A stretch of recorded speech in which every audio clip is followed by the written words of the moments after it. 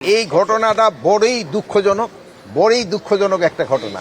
এই ঘটনা একটা সভ্য দেশে ঘটে এটা কোনো সময় আশা করা যায় না।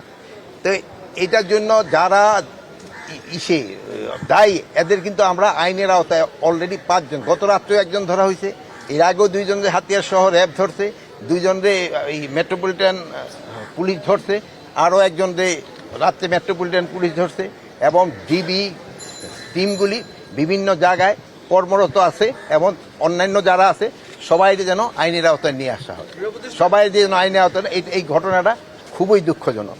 তো একটা জিনিস হলো আপনাদের সবাই আমাদের চিন্তা করা দরকার, আমরা খুব অসহিষ্ণু হয়ে গেছি কোনো কিছু একটা। এই অসহিষ্ণুতাটা আমাদের সবারই কিন্তু একটু কমায় আনতে হবে।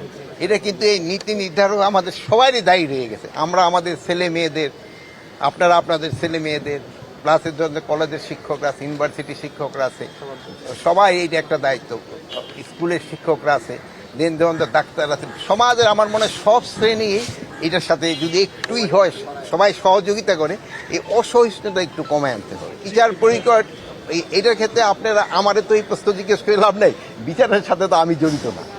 আমি হলো তাদের আইনের আওতায় সোপর্দ করা, পরে আইনে যারা আছে তারা তাদের পানিশমেন্ট। স্যার, আইনটা নিজের হাতে তুলে নিচ্ছে, সেই ক্ষেত্রে কি দেশের একটা অরাজকতা সৃষ্টি হচ্ছে? এই আইনটা যেন নিজের হাতে তুলে না নেয়, এই জন্য আমি তো কিছুক্ষণ আগেই বললাম, আমরা সবাই আপনাদের অনুরোধ করতেছি যেন আইন যেন কেউ নিজের হাতে তুলে না নেয়। কোনো ঘটনা ঘটলে এটা যেন আইন শৃঙ্খলা বাহিনীর কাছে জানানো হয়।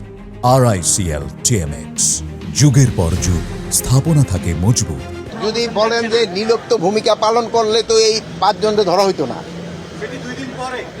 না, 2 দিন পরে না, যখন হয়েছে সেই সময় ধরা হয়েছে।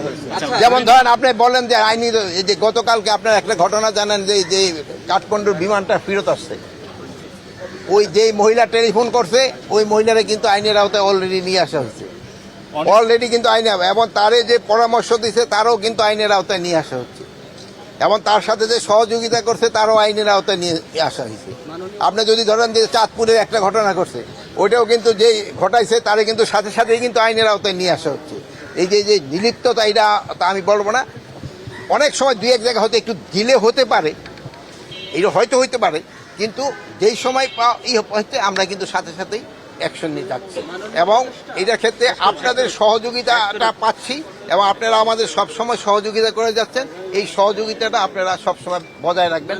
আজকে আমাদের এই জায়গায় আমি এবং আইজি সাহেব আসছি, এই এলাকাটা এদের যে পরিদর্শন করা, এবং তাদের বাসস্থানের কি অবস্থা, তাদের মাঠেরগুলির কি অবস্থা, তাদের খাবারের কি অবস্থা, এইগুলি দেখার জন্য। এগুলি আমরা এতক্ষণ ঘুরে ঘুরে দেখলাম, আরও আমাদের কিছু সময় আছে, আমরা আর তারপর ঘুরে দেখব।